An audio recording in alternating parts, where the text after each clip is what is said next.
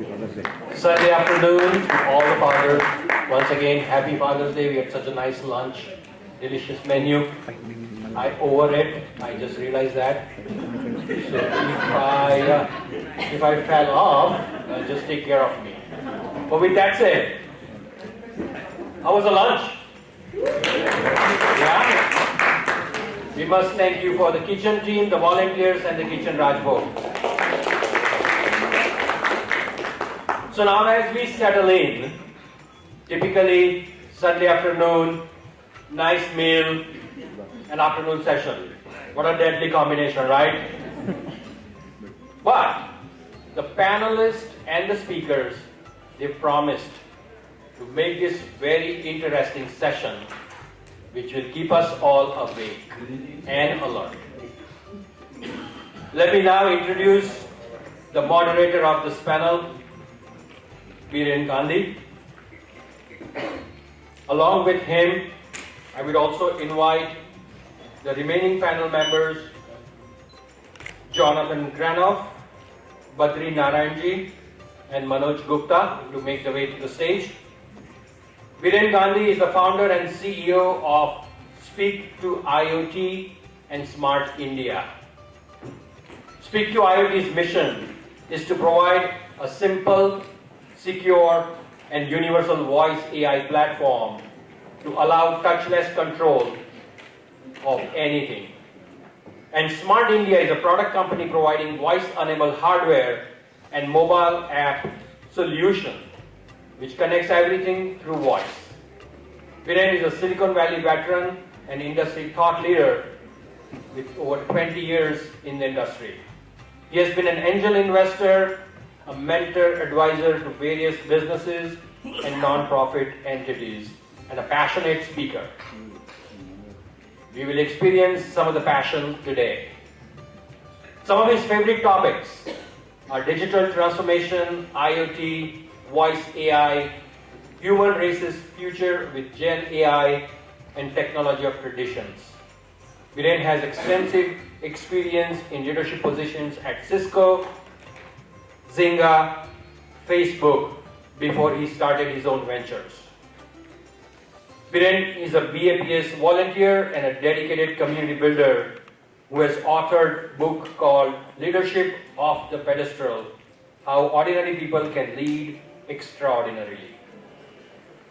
That book is available on Amazon.com. His goal is to spread modern-day leadership and scientific wisdom, bridging the core principle of Hinduism found in the Vedas. As a lifelong student of Sanskrit language and Indian scripture wisdom, Biren integrates this ancient insight into contemporary context to inspire others. Oftentimes, the policy and regulations are either overlooked, ignored, or sometimes is an afterthought. However, in times like where we are, it's very important to have a lot of proactiveness when it comes to regulation and policy. And that is what this panel and these authors and the speakers are going to take us in the deeper dive. With that, let me hand it over to Biren Gandhi.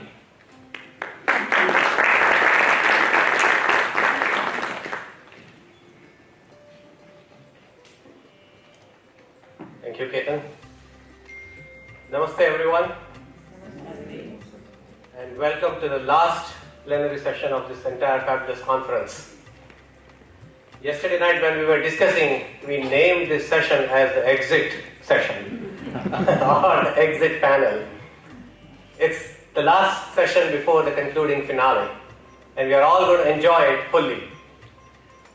The reason why we named it as the exit panel is very interesting too. When we also come in this world, we have little or no control on our destiny, where we get birth, all the karma and destiny, lots of other equations beyond our control at play. But when we exit from this world, at least something is in our control.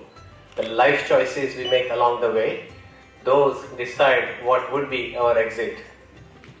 The same way in this session, when we came to the conference 3 days back, probably most of us were clueless about like how it would go and what all topics would be discussed and who are the experts in the respective field and what not. However, when we leave today, when we exit end of the day today, I want us, all of us, to leave with that one thought that hey, we gained something. We have better plan than what we had 3 days back when we came to the session, to the conference. We are now in a better position to manage our exit in a more fruitful, more productive, more action-oriented way. So this session is, the title is really a mouthful. So official title, even though Ketan did not mention it, the official title is Reimagining Institutions, Policy and Governance in the Light of Exponential Technological Advancement. Yeah. If you can repeat that without a mistake, $5. Okay.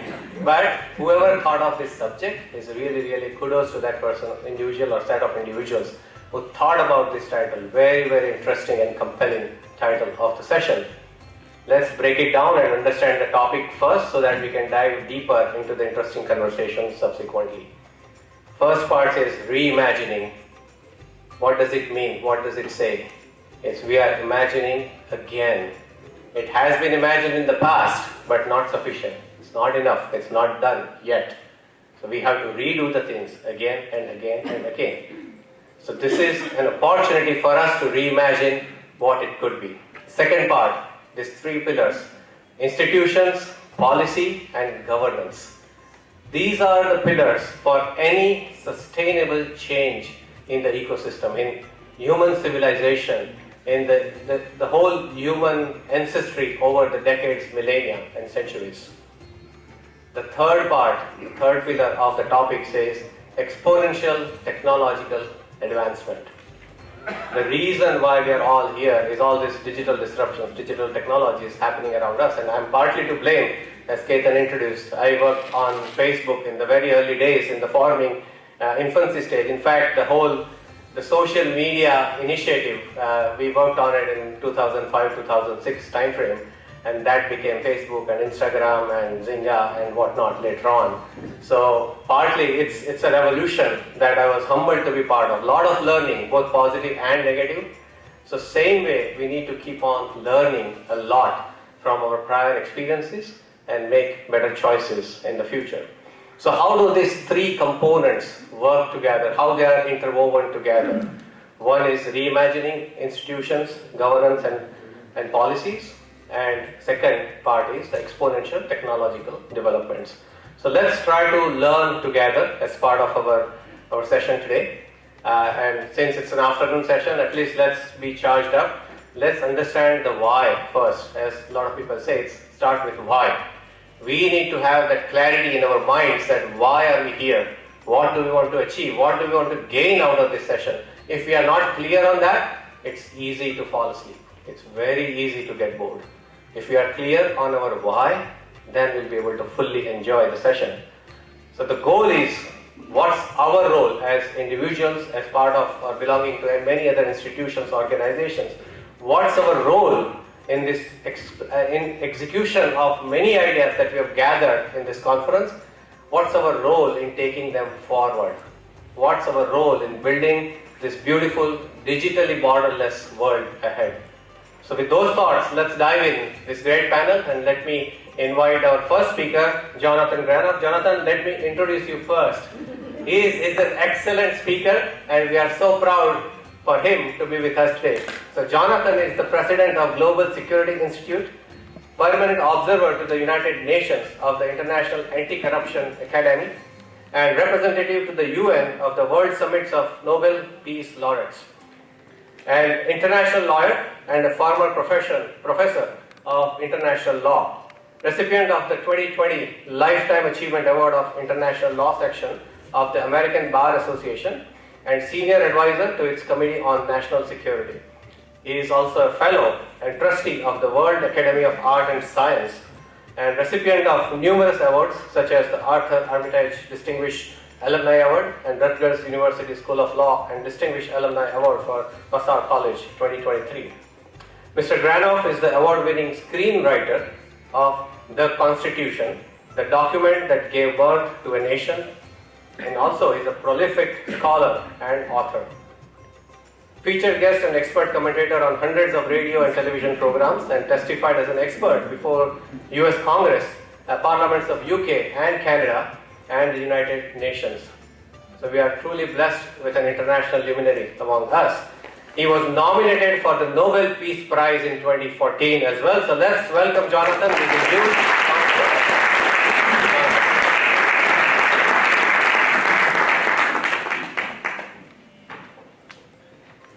Namaste. Namaste. Namaskar. Namaskar. Om Shanti. I'm so glad to be here. First, I want to just give a shout out to Shrikant Pilkar for all the work that you've done. And I had to come because you invited me with your heart.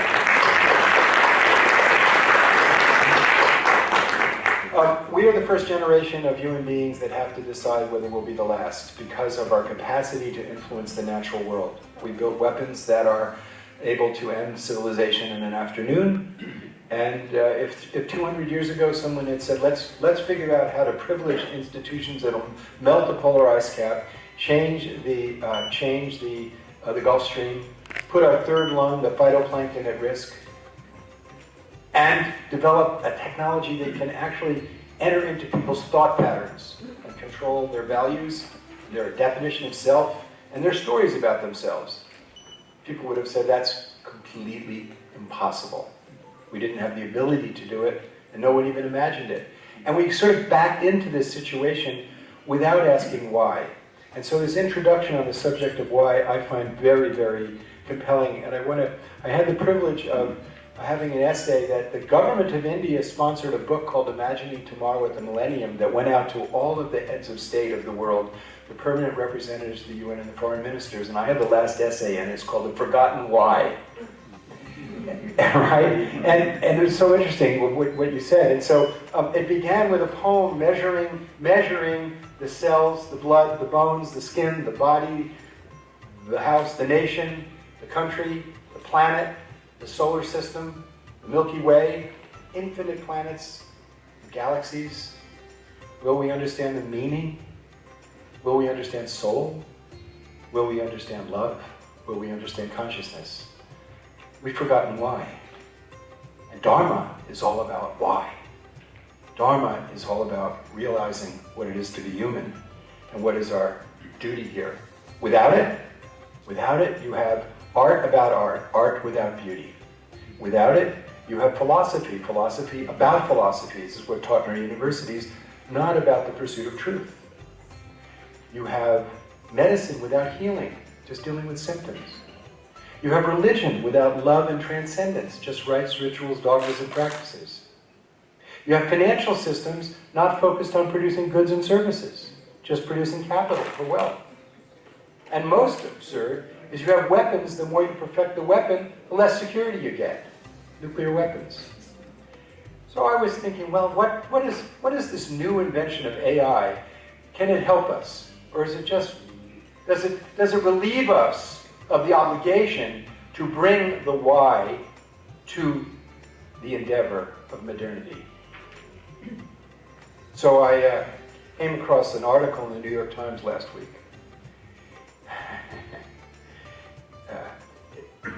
This is just amazing. AI overview, Google's AI was asked, how many rocks should I eat for my health?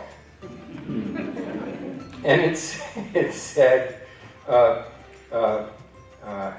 you should eat at least one rock a day for vitamins and minerals.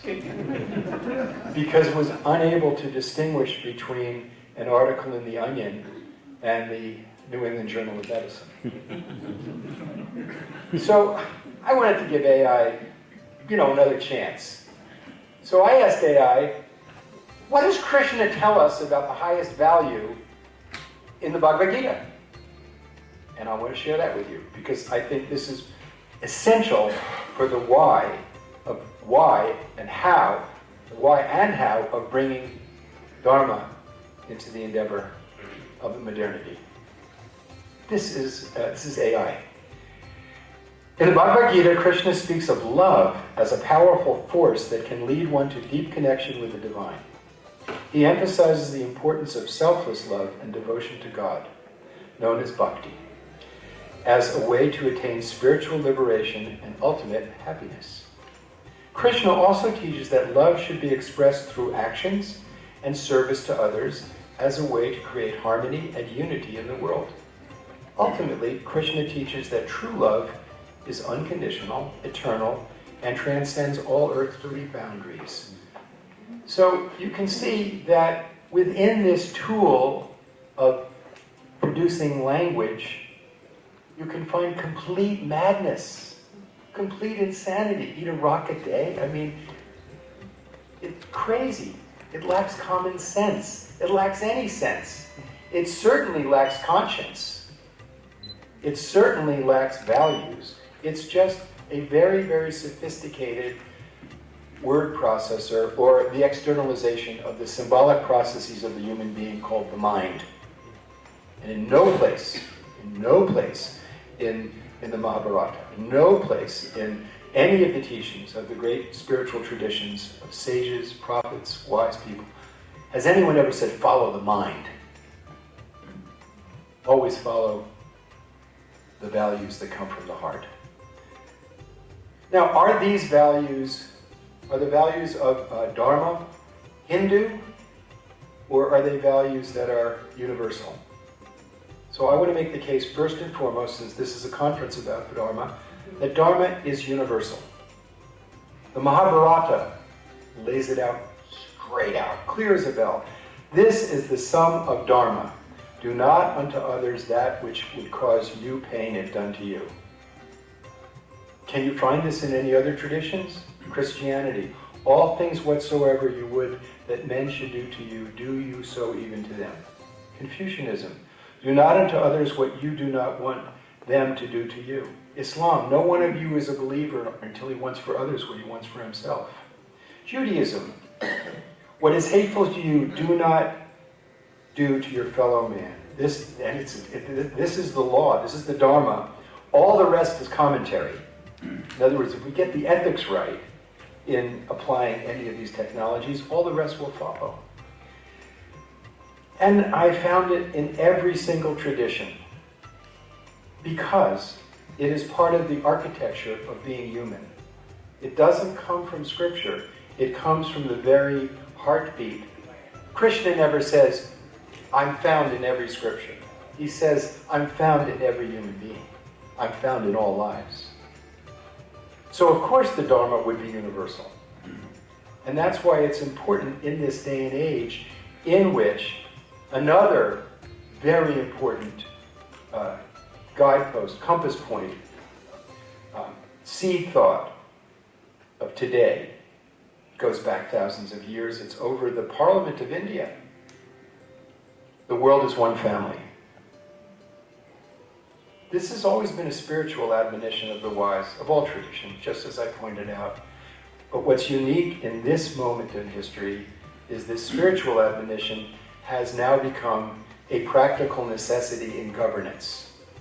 Because nuclear weapons, climate, pandemics, protecting the rainforests, the water table, the topsoil, and the list could go on, cannot be met at a national, ethnic, religious, sectarian level. These are all global issues that require the entire human community to work at. My guru, Guru Bala Mahayadin, used to say, separate from yourself that which separates you from others. So we use bhakti as a way of joining with others because love, compassion, patience, tolerance, justice bring us together. If we use our scriptures to create pride, vanity, selfishness, we're using it improperly. If we use it to bring us together, to open up those same qualities that open us to the divine within ourselves, as Krishna says, then we're doing it right. How does that apply to governance? Well, presently, the UN has a endeavor to have all the nations of the world agree on a global digital compact. And it has many of these very good principles in it to guide it. These are the principles that have thus far been pretty much agreed by all the nations of the world. And they will not be put into practice unless people like you and I figure out ways of pressuring governments to do it. Otherwise, it's just poetry. Well, not that poetry's not valuable. Poetry's not good for governance. But these principles are inclusive, equitable, development-oriented, human rights-based, gender equality, environmental sustainability, accessible, responsible, innovation-friendly, multi-stakeholder, forward-looking, and for the benefit of all. Those are very dharmic principles. But they're not easy. It's not going to be easy to fulfill them. Take the human rights aspect. One of the areas of human rights is Article 12 of the Universal Declaration of Human Rights explicitly states that privacy is a human right. It's not just a property right, it's a human right. And there are countries in the world that don't view privacy as a right. They view it as a license of the state. Very dangerous. In China, they're saying human rights are sovereign human rights, basically what the government says, rather than inherent in our humanity. From a dharmic point of view, the preciousness of every life is foundational. And the rights of government come from that preciousness of life. The preciousness of life doesn't come from the government. The government works for the people. The government is not the employer. People are the employer, the government's the employee. The duty of the government is to serve human needs. The duty of the state is to provide human security, and human security in this day and age cannot be met at a level of human separation. It requires that admonition that India, to its credit, had when it hosted the G20. One Earth, one family, one future. And it got the governments of the United States and Russia to literally say nuclear weapons are inadmissible. They're not going to live up to it unless we push them, but they did say it. And that's important. That's very important. I want to say a little bit about AI. There was recently a questionnaire of 700 of the top academics in the world and experts in AI, artificial intelligence. And half of them surveyed said that they saw a 10% or greater chance of human extinction from the future of AI systems. Now, the question is this. If you went to get on an airplane going to India and the pilot said, before we take off, we'd like you all to know that there's a 10% risk that we're not going to make it. And if you don't like it, you can get off the plane. I'd get off that plane. But that's where we are unless we have the intervention of the values that we're talking about here. There's a great essay by Noah Harari in the New York Times a few weeks ago, which he makes some wonderful points. The main point he makes is that AI deals purely with language. But language is the operating system of human culture. Language is the tool that we use to create identity, give us direction, and it's the tool of the mind. It can either lead us, as the Gita does, to understanding what our purpose as human beings is, or it can lead us to developing weapons of mass destruction. But more than that, it gives us an idea of what we are as human beings. In a sense, it can It has tremendous powers of manipulation that the unaware, that those who don't have that deep jnanam, that deep wisdom, will not know that they're being manipulated. Shaping political views, religious views, personal identity. In a sense, it is a tool that can either lead to mukti, help us, or Maya. It's a fantastic tool for leading people to believe in things regarding which they know nothing. It's a fantastic tool to lead people to prejudice and violence. It's a terrific tool to have leadership produced that cares only for themselves. It's a terrific tool for manipulation.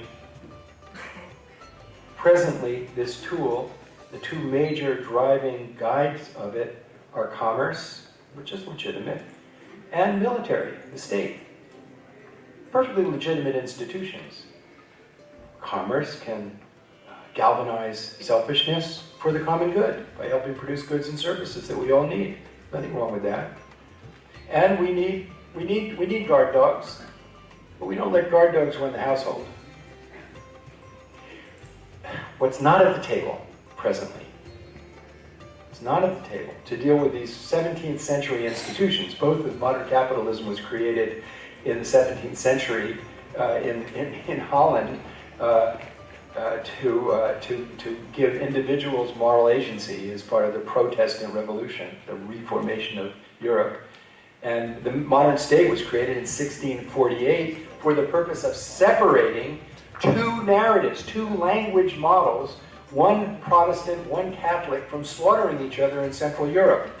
So in 1648, people like you and I got together in Westphalia and dealt with the problem they had then, which was, how do we separate these people from killing each other? And they created states. But today, that's not the problem we face. The problem is not how to separate us. The problem is how to bring us together. And Dharma is exactly the kind of doctrine that does that. So it's very pertinent to bring Dharma and the concepts that are there into the governance of this dangerous technology.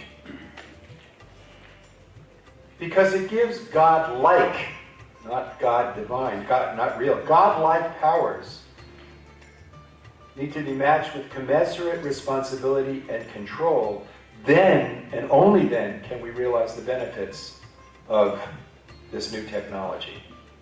And I think that's what our task is, not just to articulate the danger, but also how we can bring these values in. And I'm going to give an example of where this was done well, and an example where it wasn't done well. There's a treaty protecting the ozone called the Montreal Protocol. 156 nations are part of it. One of the reasons it works is that the people that did it realized the danger of making a mistake about it. It was existential because we were destroying the ozone, which would mean destroying agriculture on the planet, huge increase in cancers, tremendous human suffering. And Ronald Reagan was a president and said, I'm not sure, I'm getting different stories, but why not have an insurance policy just in case? But let's also create wealth in doing it. Let's create new businesses. So they galvanized the regenerative, protecting the regenerative processes of nature by generating business. Brought those two together. And they marginalized the differences and adversity that militaries have. And thus, we have a treaty that has worked very, very well. I juxtapose that with Albert Einstein, Robert Oppenheimer, Bertrand Russell, Joseph Rotblat, who won the Nobel Prize in '95. Some of the greatest scientific minds of our time formed the World Academy of Art and Science, where I'm privileged to serve as I'm a fellow of it and a trustee. It's as pretentious and prestigious as it sounds. Because they realized the extraordinary risks posed by nuclear weapons. And they sincerely believed that by the reasons that they put forward, the prestige that they had, and having many of them having created, many of the founders having created the atomic bomb, that they would be listened to. The military people said, thank you very much, go back to the laboratory. The political people said, thank you very much, goodbye. And thus, we built up to 70,000 nuclear warheads. Today we're down to less than 14,000, but if less than 200 go off, it will destroy the regenerative processes of nature. It will throw at least 5 million tons of soot into the stratosphere. They failed because they treated politics as an externality. Leave that to them. We're good, we're great at reason, we're great at diplomacy, we're great at putting forward the vision of how we could go forward. But they didn't organize the way, for example, the very effective Indian community's commercial lobby is really effective. The very effective lobby for the military contractors is very effective. We need to have a lobby for Dharma. We need to have effectively engage in stopping the use of this new technology and other technologies that are sitting on the shelf that are bound to emerge. We can't sit on the sidelines. There have been too many.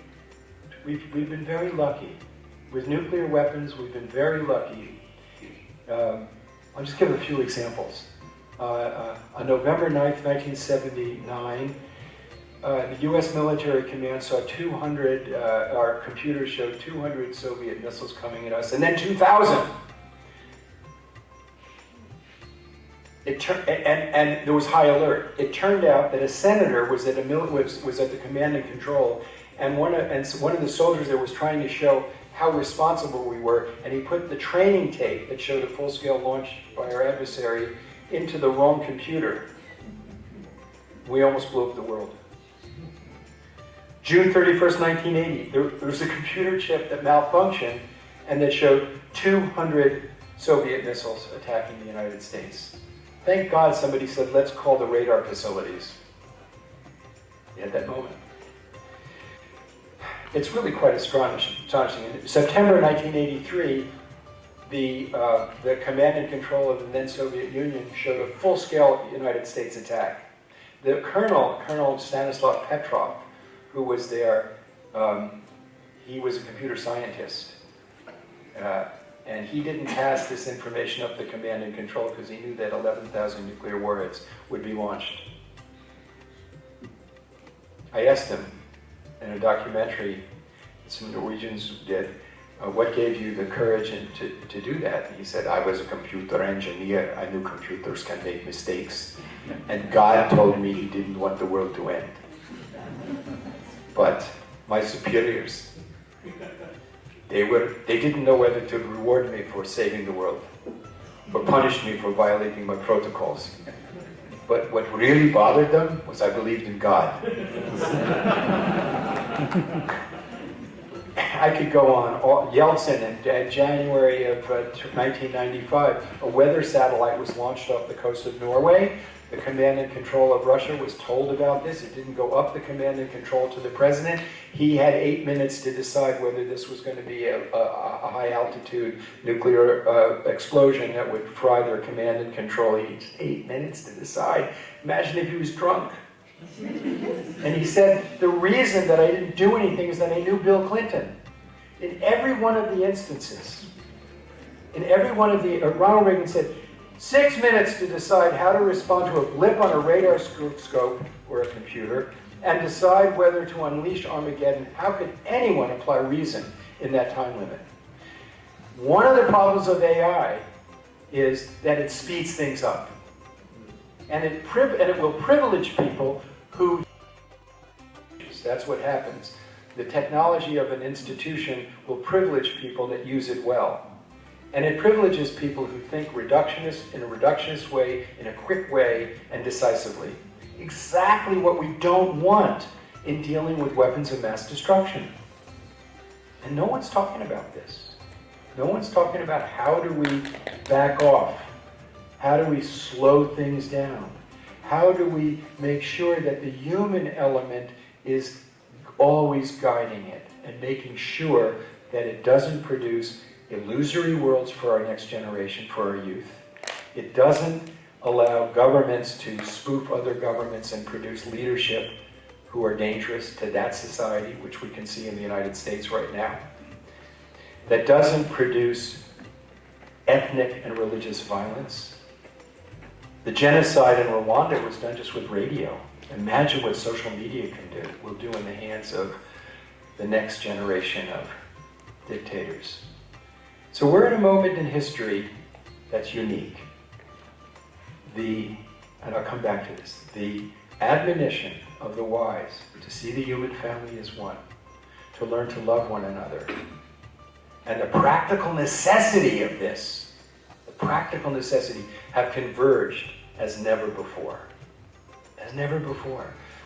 In the Ramayana, there's a point where Lakshmana comes to Ram and says, we have a weapon that can destroy all the adversaries. What does Ram say? By ancient tradition, that's prohibited. That's actually cited as authority in the International Court of Justice opinion on the legality of the threat or use of nuclear weapons. Judge Weeramantri from Sri Lanka put that in there. The point being that the ancient wisdom that we are gathered here to confirm, affirm, and commit to has a lot to say to us about the existential position of humanity today. It is a time in which everybody's come out of the closet.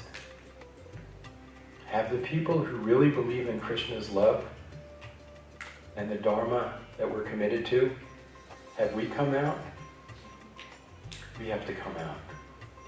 And we have to commit, as he says, to full out and give the fruits of our labor to the Lord, but do it with the universal, unconditional love that he says is what makes us human.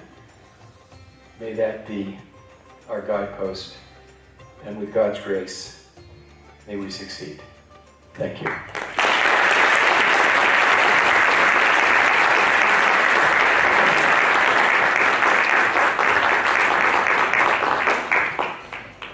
Thanks a lot, Jonathan, for eloquently articulating the Vedic principles of Vasudhaiva Kutumbakam. It's not only spiritual in nature, but it's the need of the time. It's the practicality that we need to focus on. Same way, he cited few references for the same thing. Atmada pratikulahani paresham ma samacharet. Whatever is not good for you, don't even think about doing the same behavior, expressing the same behavior onto others. And finally, by means of examples of this nuclear treaties and ozone layer, he really guided us on the same principles like, hey, with great power comes great responsibility. So the AI, the digital technology, we are at the cusp of having this great power in our hands, and we must act more responsibly than ever before. There is a phenomenon in the business world known as like, okay, think global and act local. But what Jonathan outlined is, now is the time for us to think global and act global as well. We cannot afford to think and act locally at any level, at any scale. So thanks a lot, Jonathan, once again for your thoughtful insights into the topic. Let me introduce our next speaker on the panel, Mr. Manoj Gupta. Manoj is traveling here from London. So Manoj is a seasoned transformative technology and business leader with over 30 years of experience in diverse leadership roles, spanning strategy, business operations, and mergers and acquisitions. He is the author of 2 best-selling books on business and leadership, The Consciouspreneur, and the New York to New You, which focus on critical subjects of mindfulness, motivation, and mental health. Apart from the business side of Manoj's personality, he has been, for the cricket fans out there, he has played Ranji Trophy from Madhya Pradesh in his past life. So let's give him a big round of applause. And on the athletic front, he has challenged to break the Guinness Book of World Records as well in the skipping competition as well, and he achieved that fast skipping. So he achieved 100. 152 skips for 30 seconds, so which is like extremely fast. I cannot even think about it. So let's invite Manoj Gupta ji to address the assembly and share his thoughts with the team.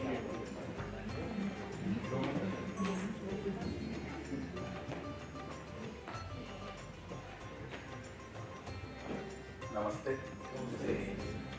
It's been so humbling and overwhelming to be here. 2 weeks before, I was not knowing about this conference. And that's where the power of technology, that's the power of connection.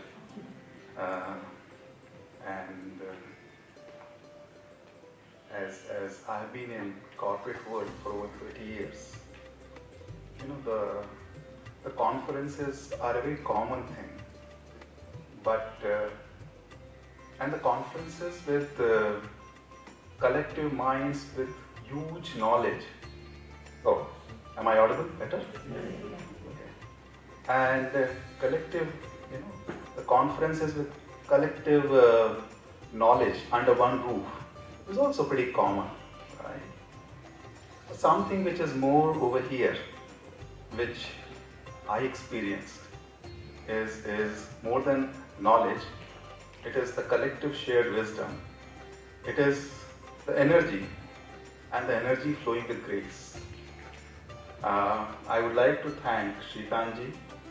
I would like to thank Ashish ji, who is here or not, Ashish Pandey ji, to invite me, to have me over here. So thank you to them, and big round of applause to the voluntary team. What an amazing job they have done. Now, I'll pick up the last statement of Jonathan, and then we'll come to the why, where he beautifully talked about the word lobbying, right? And I'll come why, because I fully support the word lobbying for the folks, for all of us sitting in this particular room. But first, the first question. When we talk about reimagining both policies, governance, and the third aspect, which Birenji beautifully said, is the exponential growth, exponential technological growth. Why are we talking this now? If you go back, I will talk as a technologist for a minute. Right. I will cover the micro as well as macro, but it is a local as well as a global issue, and that's where I'm talking. Why are we talking now? If you all look at Moore's law, right, which is about computing power, is in place from 60s, right? And that's where he spoke about that computing power will get double, you know, in every couple of years. So this is in place for now over 60 years. But this subject of exponential growth, this subject of reimagining governance and policy has not been as prevalent as what it is today. Why? While I will talk about it, but anyone, because we are talking a session post lunch on the last day. So if anyone want to, then I would love to, and then move along with them. Why are we saying now this exponential growth in technology? Yes, Pranav. I think we reached a level where technology can make large sweeping changes that cannot be reversed at the same pace that before the previous doublings peak could. Very beautiful. Anyone? Replacement of technology in place of human being, human thought. Yeah. So the AI power. Yeah. Very well. One way it is dangerous, one way it is good, but most of the times, whoever is using that one, the discretion of that person, if it is not good, then there will be a lot of destruction. Absolutely. If I see this story, when we talk about this exponential growth, started with Web 1.0, right? When we are talking of early 90s, right? It was all fine even for the next decade till 2004, till Web 2.0 came, because it was still a large repository like a Wikipedia, right? Extended Wikipedia. But the moment Web 2.0 happened, then started that social media phenomenon. And then if you move a bit fast forward, 2016 happened when in World Economic Forum, formally it was declared Industry 4.0. Formally it was declared the word cyber, physical, digital. It was never the case. Right? Now, the question comes, so what? Right? If I look and tell with respect to now the governance and the policy, right? In this particular field, when we are talking of technology, we have always been in reactive mode. We have always been in a mode when it is an absolute necessity, then we will apply. Right? We had a beautiful session this morning where it was all discussed about personal well-being. Now, if I wear the hat of the technology corporate micro, person, what we are seeing, there is an employee who has better connectivity outside office, better data privacy outside office, better accessibility of any and every app outside workplace, right? But in this particular phenomena of Industry 4.0, this is now going beyond the professional boundaries into personal, social and spiritual, right? And that's where some very interesting data points come. One, does anyone know how much we are talking of exponential technology growth, right? What is the global GDP spend when it comes to technology? Anyone? It's little over $4 trillion. It's about 4.7% of the global GDP. But there is another parameter or data point which nobody is at the moment tracking in an organized way. Technology is one of the biggest growth phenomenon at this point of time. There is another phenomenon which is happening. Do we know how much is the money which is being at the moment spent on mental health, anxiety and depression?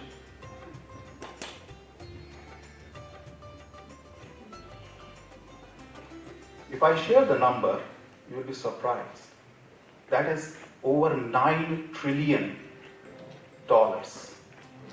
And if I go back, I was talking about till 2004 when it was Web 1.0. WHO was not even tracking this data till 2005.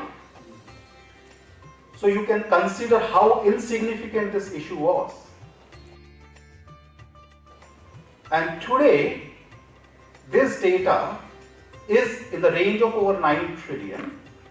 It is going to become 16 trillion as per the projection by 2030, in next 5 years, vis-a-vis technology spend, which will go somewhere in about 7 to 8 trillion as of the current projection. Now see, this is one of those reality check. If I don't use the word flip side or dark side or whatever it is, there are number of positives from technology. We all are talking, we all are here because of technology. We are talking of Web 3.0 very soon, right? Which will bring that or address that issue of data privacy the way they say, which will serve the purpose of traceability with blockchain, right? Accountability, smart contract and so on and so forth. But are we ready? When we talk about the governance, we talk about the policies, that is something at this point of time an afterthought at this point of time. Now, when I talk about the word lobbying, which I picked up and I really like it. See, if I move this from this micro level to macro level, when we are talking of the geographies and government, largely there are three parameters where this measurement happens. One is what is your military might, second is what is your economic might, and the third, which nobody is at the moment looking, is the digital might. That is the youngest kid on the block. But this youngest kid on the block is going to become far bigger than the big boys because it is beyond the boundaries of the government and geography. It's a borderless, as Virenji initially spoke about, Jonathan spoke about. So this changes all of a sudden perspective from micro to macro and far more impactful. Now, all of us who are sitting over here, if you go back 2000 years ago, where we are talking of Indic civilization, when Mesopotamia or Egypt and Indus Valley civilization was there, right? At that point of time, the knowledge which we gained, which we created for this on this planet, and we practiced. I love that yesterday's among the kids, that the imperishable seed, the book, one of the little kids presented about, where it beautifully talked about that how the movement happened from India to Greece, and it became the stamp of Europe. So where I bring this point with respect to the word lobby, and why us? Because this knowledge of dharma, this knowledge of being right or righteous, this knowledge of connecting, profit is absolutely fine for business, but profit with purpose, profession with pride can make a huge difference. And us who actually forgot are this treasure because we have spoken about a lot in 1000 years of invasions and blah and bit, are so very ready to lead. And if I recall from yesterday's that Hanuman AI app, which Ganesh presented, right? I think we are in that zone. If you recall, Hanuman was supposed to be reminded of his strength, and rest of it we know what happened to, right? I think when I use the word reimagine, that's what all of us need to reimagine about ourselves. Because the knowledge is there. The moment we start reimagining, we will lead. We will lead the world. We will lead this new dharmic way of taking the things. It is not Hinduism. It is a universal way of living. Thank you.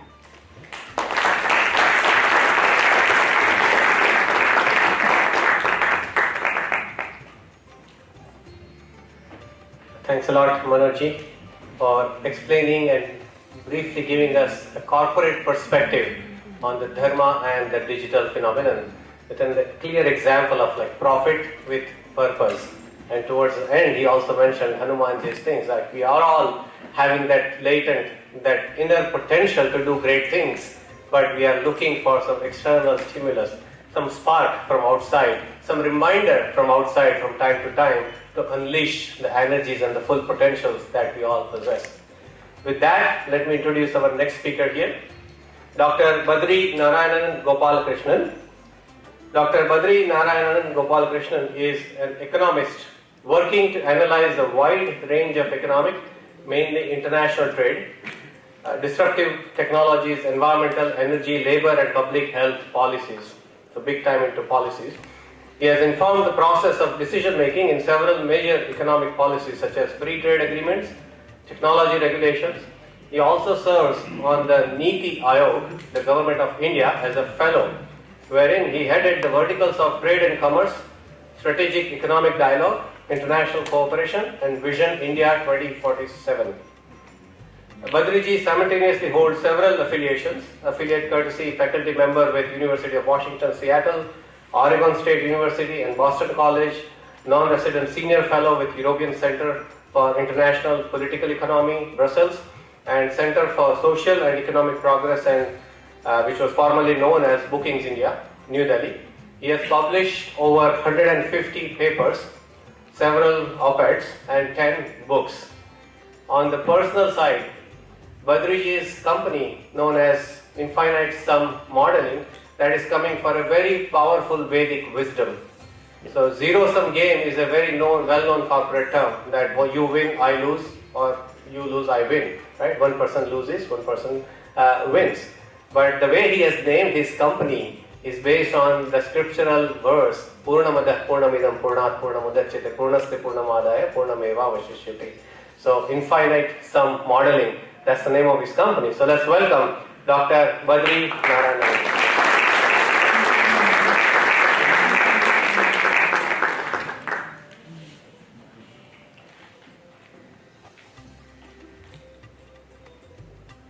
Namaste everyone, Namaskaram. Really privileged to be here and very humbling experience to be here amidst all of you and listen to a lot of wonderful presentations and viewpoints. I would particularly like to thank Shrikant Palkarji and all volunteers, Vikasji and others for inviting me and organizing this. I think this panel, the way we are doing it, like Virenji rightly mentioned, we have the exit panel, and I am the exit speaker in the exit panel. So I hope I don't bore you too much. But I also wanted to keep the structure that Jonathan and Manojji started, where like Jonathan ended with the thing about lobby and Manojji started from there. In Tamil poetry, you have this thing called Andadi. So you end with the first poem ends with something and the next poem starts with that. So I want to follow the tradition here. So Manojji ended the discussion with the positive note that we are ready to lead. And that's where I'm going to start from, and I'll kind of get to that point towards the end as well. So the broad message that I want to convey is that the same thing that Manojji conveyed at the end, that we as a civilization, we as a country are ready to lead in developing policies and regulations, framework for digital technology. So that's the broad message. But before going into the details, I wanted to talk about two broad themes and many points in that. And I'll promise that I'll keep it as short as possible, so we have a hard stop. So the first theme is how do we develop policies, frameworks, regulations which can kind of regulate the development of technology and also at the same time foster it. So that is one thing. The second thing is how do we take advantage of or leverage these technologies for the purpose of dharma, for the purpose of prosperity, what Jonathan calls as human security. So I think these are the two themes I would discuss here. Within those broad themes, the first thing is the general thought process about policies, governing regulations all over the world. Like Manojji pointed out a few minutes ago, we have been reactive. The governments have been reactive to the technology. So technological developments happen at a rapid pace, exponentially and so on. And then the governments come up with policies to regulate it or or whatever. So we are always in a reactive mode. But it is not necessarily a bad thing or a good thing. There are pros and cons, like for everything. We have pros and cons for this also. The pros are that the technology has some space to evolve over time, and there is some innovation, and we are all here because of a lot of these innovations, and imagining to organize something like this some 10-20 years ago would have taken Herculean efforts. So now also, of course, the volunteers have worked very hard, but the technology has definitely made it easier for all of us to connect to each other and so on.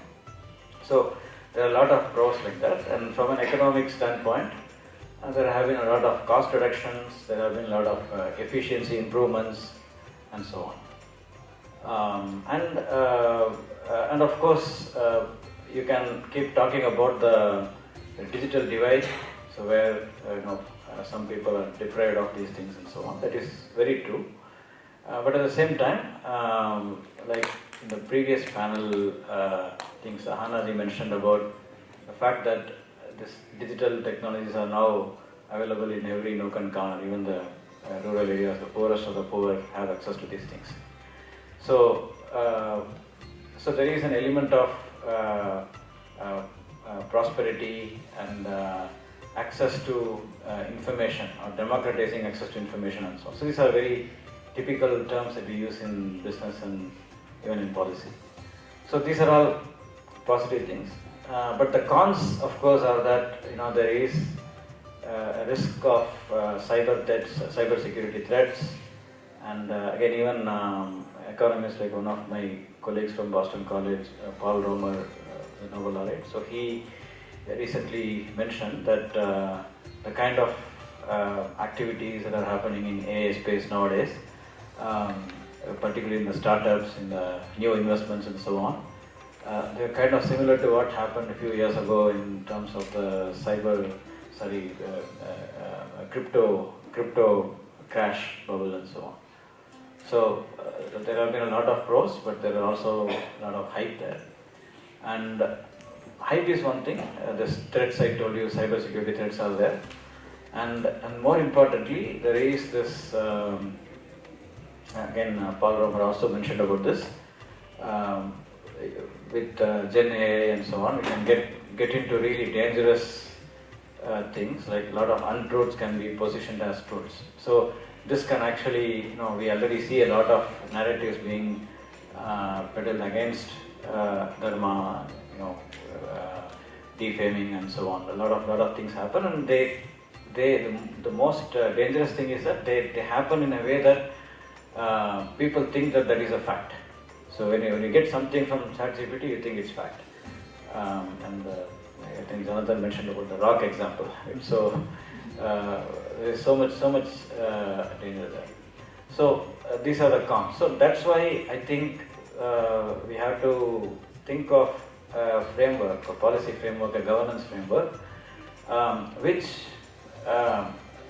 provides enough space for positive, to use the word of the panelist from the previous panel, Sri Ram Nagappan, purposeful innovation. Right? So we have to give space for that. The policy should not cripple innovation.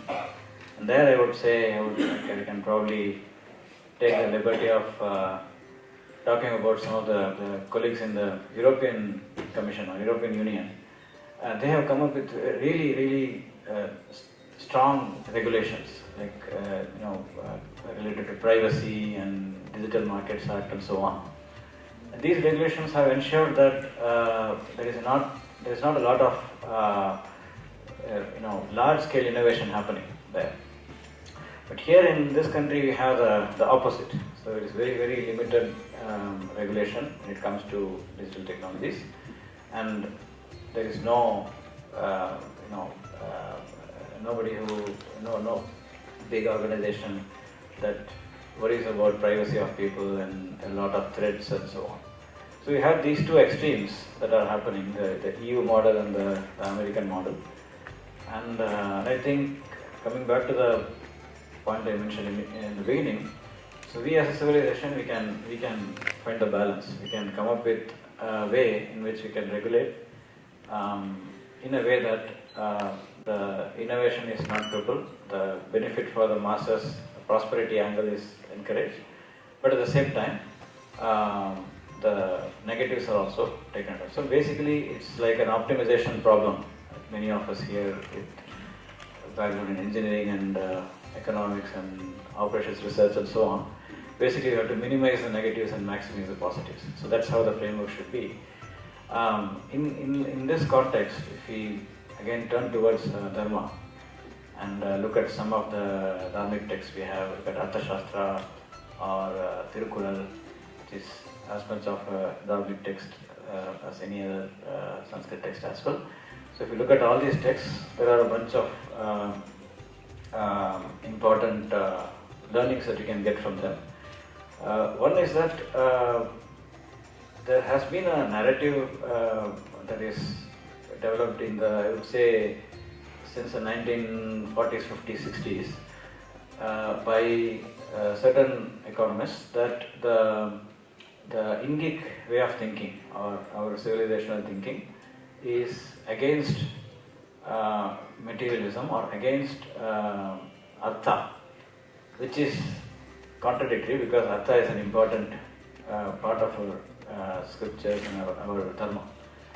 So a lot of our, if you look at some, like actually one of the good uses of Gen AI could be to, like what Jonathan was saying, you can see what Krishna says about this, what Tirukural says about this and so on. So I did a little bit of research like this, and what I found is when I literally searched for what should be the governance approach to digital technologies according to Tirukural.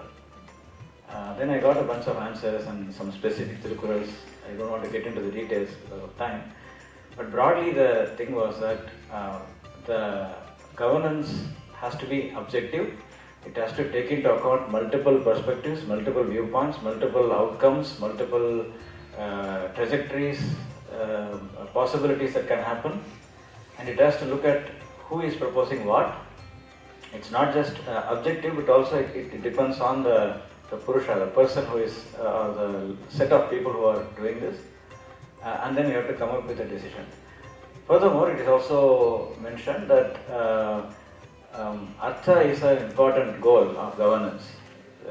Accumulating wealth, social wealth for the whole population and also for individuals is an important part of the dharmic governance. And anything that hinders that also has to be addressed. Which means that if we go with like blanket policies that say that big tech is bad, so let's ban them, or AI is bad, let's not do that. So that is going to be really against our dharmic principles. So we have to promote all this innovation and promote wealth accumulation, but at the same time we have to make sure that there are checks and balances. So if you go to like some of the work done by my colleagues in Niti Aayog, Government of India. So way back in 2018 we came up with a national strategy for AI, which has a lot of the things that we have been discussing here, but more on the positive side. What can AI do to promote prosperity and so on. But later on in 2021, my colleagues realized that maybe the approach has to be a little more nuanced, and we came up with a document called an approach for responsible AI. There we talk about a lot of things we are discussing now. Of course, there is no explicit mention of dharma, dharmic principles and so on, but implicitly a lot of the points we are discussing are taken care of. So, and again, I think here I want to make it very clear that although I'm talking about our context as a country and a society and so on, these are all very universal. And going back to Jonathan's point, that we are not trying to come up with a new set of regulations and policies that are going to, like another, Indian set of policies like the Europeans, like the Americans and so on. But we want to basically, again, go back to the lobby thing. As a civilization, as a set of people, we have to make it a universal thing. So that let's not get into the extremes. Let's do what is pragmatic. We want to make sure that technology works for everyone, and technology also, the pitfalls of the technologies are also addressed. And of course, there are many examples we can think of in terms of this pros and cons, and what kind of approach it can, what kind of different elements can be there. So one is defensive elements. There can be defense against all this generative AI going haywire, against all the things that are well established, and having checks and balances on that, having some proper monitoring and regulations. Another thing is offensive, where we have to take advantage of these technologies for various positive aspects. Like there is a lot of debate and discussion going on about this blockchain technology. One of the things I really like about blockchain is the decentralizing aspect, and also the transparency. You can actually track what is happening. So from a dharmic context, particularly when it comes to dietary preferences and so on, this would be a great opportunity, like using this technology for the consumers to understand what they're eating, where are they getting their food from. This concept of vegan is very popular here, and in fact personally I also try to be vegan if I don't know where the milk comes from. So if the milk comes from Goshala, if the cows are protected well, I am vegetarian. But if it's not, then I'm vegan. So, but we don't know. If you go to the common marketplace, we don't know all these things. So it's important to develop technologies that can help the dharmic cause. I just gave an example, but there could be many other examples like that. Another thing, going a little bit into the commercial space, is if you think about technologies like 3D printing and even AI for that matter, and if you think about global trade, international trade, so now, until now, even to the large extent today, trade operates based on comparative advantage. So the countries with cheaper labor, they are at advantage compared to the countries at more expensive labor in many commodities, not in all, but many commodities. And India still has advantage in those kind of sectors. So now if AI becomes a big thing, that's going to be affected. So there's going to be disruption in the, one, in the labor market for sure, and second, also in the very concept of comparative advantage of cheaper labor. So that has to be addressed. How we have to think about it. Secondly, other technologies like 3D printing. If 3D printing becomes a big thing, which already it is for many products, you don't have to trade at all. You can manufacture it locally. So it can again be a positive and negative thing for a country like India. Maybe we'll reduce our dependence on China, can produce more in India with 3D printing. Or maybe US may reduce its dependence on India by producing more things, 3D printing more things here. So all these dependencies and complexities of global supply chain, all these things are actually dependent on the way forward for the digital technologies. And all these things I'm talking about, some of them come under regulatory mandate, like what can AI do, privacy and all these things. But some of these things, manufacturing processes, like Industry 4.0 that Manoj talked about. So these things are not so much under the purview of regulation or something. So here then we get into ethical and moral questions, and that's where again Dharma comes in. So how do we strike a balance? Of course, there is a lot of discussion in the policy circles about universal basic income. So of course people are going to lose jobs because of all these technologies. So we have to be ready to pay everyone a minimum basic income. But interestingly, in India we have already done that in some way or the other. We have free food, we have employment guarantee, we have all these things already there. But probably this may go into a different level, and there are many other problems to think about from there. like there will be very little incentive for people to work. So people can easily give up to do whatever they can do, enhancing the human capital and doing something better. And then they can just take the universal basic income they're going to get.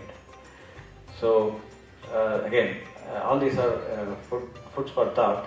I'm not coming up with any definitive answer because I've been a policy maker. So policymakers usually we like to either ask questions and seek answers, or we think we know everything and give answers for everything. So we have two types of policymakers we have, and I'm more of the questioning type since I have an academic background.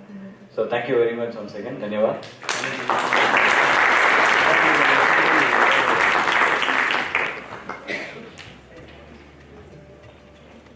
Thank you very much, Dr. Badriji.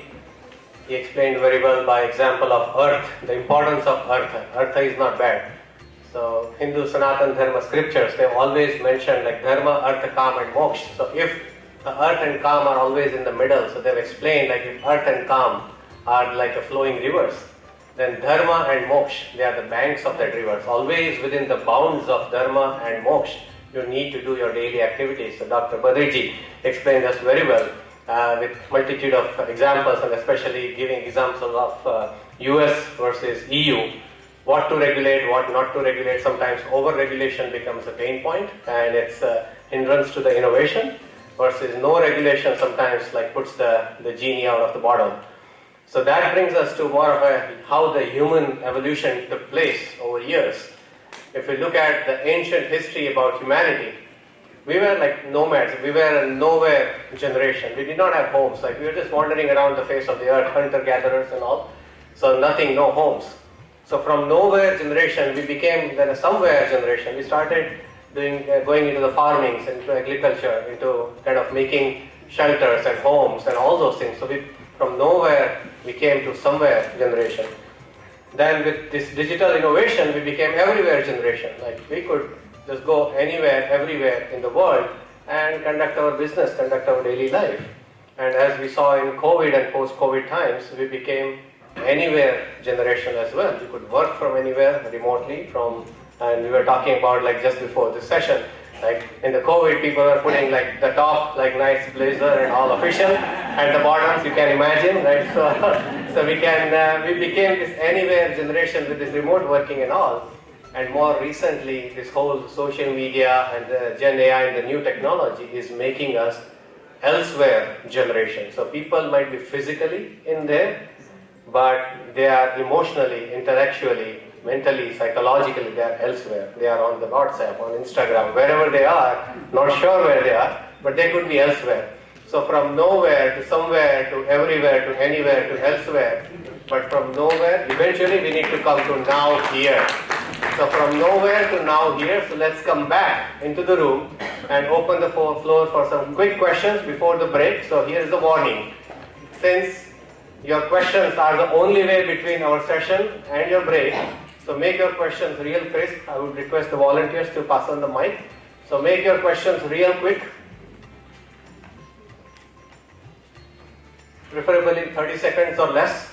And to the humble request to the panelists as well, keep the answers also 2 minutes or less if possible. If there is a bigger discussion required, we can do it offline after the session so that everybody could enjoy the break before we go into the concluding session. So who wants to be the first volunteer here for questions?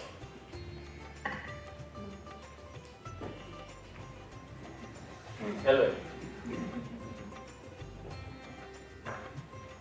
I should call you Jonathan G, just to be clear with this conference.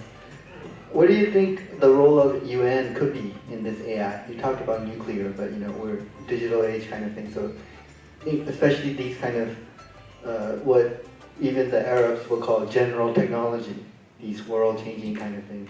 What do you think UN should do or can do?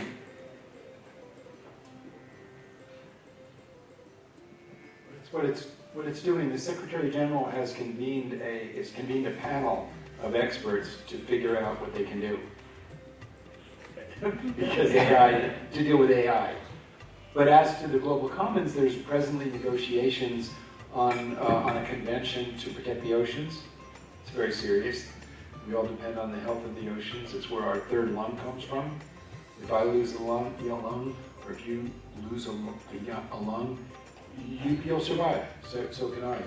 But the phytoplankton provides 60 to 80% of our oxygen. If that is adversely impacted, that third lung that we all share dies, we all die. So it's existential, and there's progress being made on that. And that's the sort of thing that the UN has to do. The UN, the problem presently is that there's a failure of political will to empower the UN to do what it needs to do. Empower the International Criminal Court, the International Court of Justice.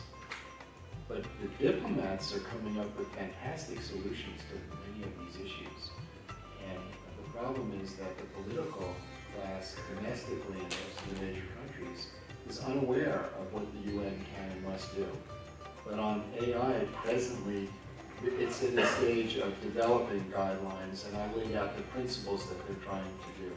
But on the other issues, such as climate, the oceans, the rainforests, there are serious commitments that have been made by the states of the world to live up to, but they're not getting the political pressure domestically.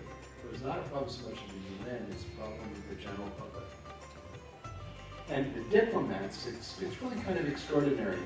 The UN is like a beehive, or more like a university campus, where there's actually a community. The diplomats are dealing with these large problems that are not domestically focused, and they have tremendous social skills. They're largely the smartest people in the gene pool of their countries, and with very high-level social skills. And usually, there's a real camaraderie. I would say, since the invasion of Ukraine, that has broken down. And so the biggest problem the UN has now is a trust deficit. The currency of diplomacy is trust, and that has broken down. And that has to be built up. Very well said. Currency of diplomacy is trust. Yeah, Dr. Badriji, please. You have to turn on probably the mic. Mic's off. Sorry. Can you hear me? I'll just add just a few seconds because based on some of the work I've done with the UN. So one of the difficulties with the UN, like Jonathan G. pointed out, is that UN operates as a body of experts and in an objective, neutral body which takes into account the views of all the different member countries. But when it comes to implementation, when the countries ratify it and when it comes to implementation, what I've noticed is the larger countries, larger economies, let's say US or China or even India for that matter, we are a little less serious about the UN commitments. The smaller ones are actually more, obedient. So I would say, I shouldn't use the word obedient, but you are agreeing to that, you're committing to that, but in terms of implementation, there is greater success with the smaller countries than the larger countries. Just because the larger countries have an inherent feel that they can get whatever they want to be done without the UN. So that's a major hurdle in terms of the implementation part that Jonathan was saying. For just everyone's information, there's 17 commitments called the Sustainable Development Goals, which really are comprehensive. They deal with environment, they deal with eliminating poverty, they deal with gender equity, they deal with fundamental human rights, they deal with governance principles. But the funding for these commitments is lacking. They're only about 20% funded, maybe even less. And I was representing the institution that arose out of the UN Convention Against Corruption.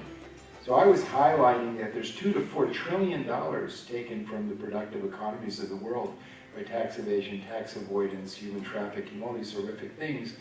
And we know how to track the illicit financial flows. I mean, there's AI that NASDAQ has that can identify them. What's lacking is the enforcement cooperation, which requires multiple countries to cooperate, share information, and prevent this. but I would call it the integrity dividend. We thought at the end of the Cold War there'd be peace dividend, but the military expenditures have exploded. But $2 to $4 trillion is more than the military expenditures, and that money is available to the governments of the world, and we've yet to see that level of cooperation and commitment to obtain it. And I'm proud of the United States has now made this a priority in the Biden administration, but I can tell you, the public doesn't know about it. And that's kind of like the failure, that's a failure of all of us, of not becoming aware and not sharing this information. All right, in the interest of time, we'll just take one last question here before we break. I can go if there's. Sure, go ahead. I can go to that. Jonathan made a very good comment. Input is like principles are there, but funding may not be there. So sometimes it's not substantial push to the initiatives. Go ahead, please. So talking about the United Nations Sustainable Development Goals that Jonathan G just mentioned, these 17 Sustainable Development Goals. So if the technology companies somehow had to come up with frameworks or embed these goals within some sort of framework, how would that look like? So if you talk about governance or policy making, and these had to be embedded as a mandatory part of, let's say, corporate social responsibility, how would that look like?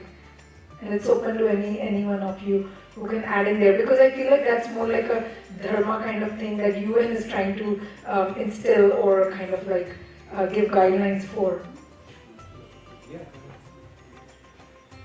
See, audible? See, when you're talking of how would the organizations, companies or corporates take these 17 SDGs, that's already been, in I would use the word enforcement, but there's already been something which has to be complied. If you are a listed company, you have to declare in your every quarter report, quarterly results. If you are not a listed company, but if you are beyond a certain value or size, you still have to comply and report it to the government and government bodies. Of course, its implementation in country to country has been, like Badriji was talking, in UK, Europe, the enforcement is a little higher in comparison to some of the other countries. Right? But this is still it is. Now to see the tangible results, that's a little different. Because ESG chair, if you look at in every board, is one of the most prominent chair. Right? And no board can function without an ESG chair. That's how it has been. So it is already there. Last year I was, the World Academy of Art and Science and the UN joined in a Human Security for All program to advance the concept of human security, which is addressing human needs rather than focusing security on borders and state power and militarism. It is basically meeting the real needs of people's everyday lives. And there was a UN General Assembly resolution to mainstream human security in 2012, but it really didn't get publicized. So I was part of that process, and when we went out to the tech community, particularly the Consumer Trade Association, which hosts the largest trade conference in the world in Las Vegas every year, several 100,000 techies from all over. I mean, the Google exhibit had 15,000 people a day. The main theme that they had was human security for all. And now that's part of that leading trade organization's DNA.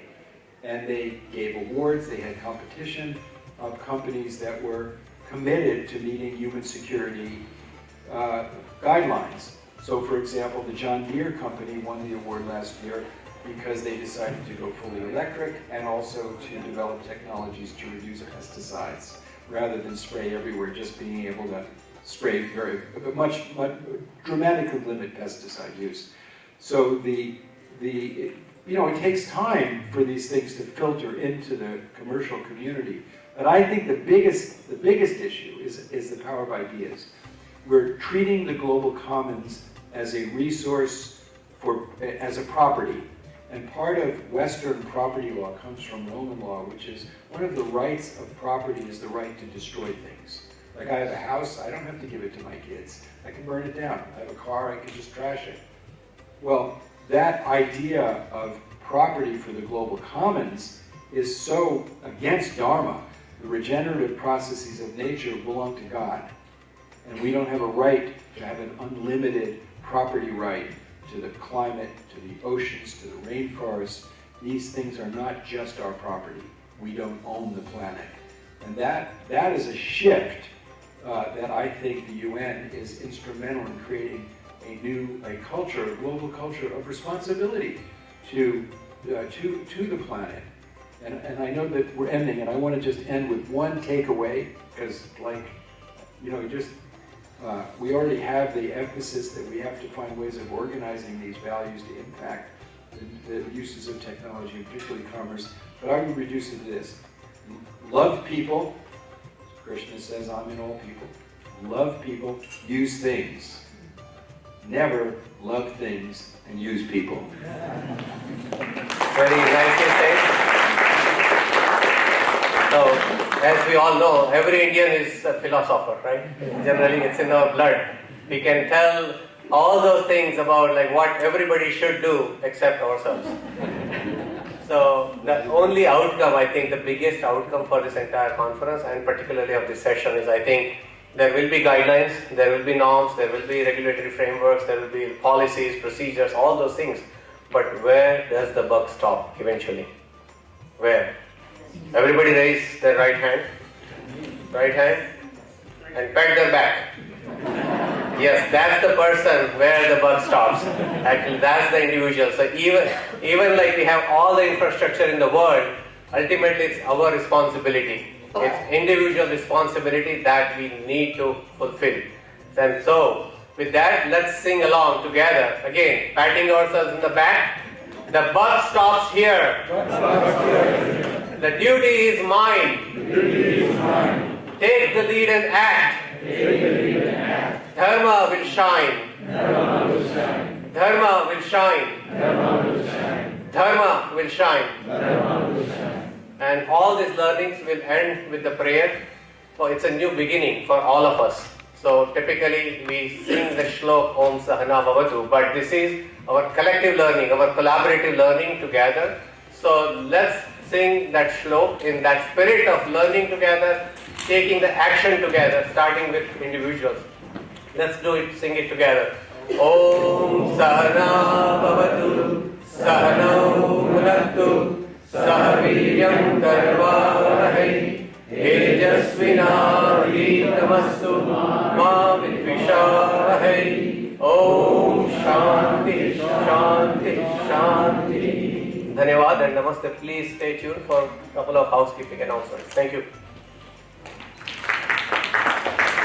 Thank you so very much for all the attendees and the speaker to share their thoughts with us. With that said, we are actually headed towards our last session, concluding session, which is going to start in about 15 minutes. We're going to take a quick relaxation break for 15 minutes. In the meantime, those who are here from academia, working as a faculty members, are requested to assemble in the multicultural lounge, which is the room outside where the food was served. And there is an interactive session with Manohar Shinde. For all the faculty members who are here, please assemble in the multicultural room. The rest of us will come back here in about, I would say, 10 minutes, if that's enough relaxation. We have a award ceremony, we have a summary of the conference, and way forward. Where do we go from here? First break and then come back. And come back on time so that we can conclude on time. Thank you again.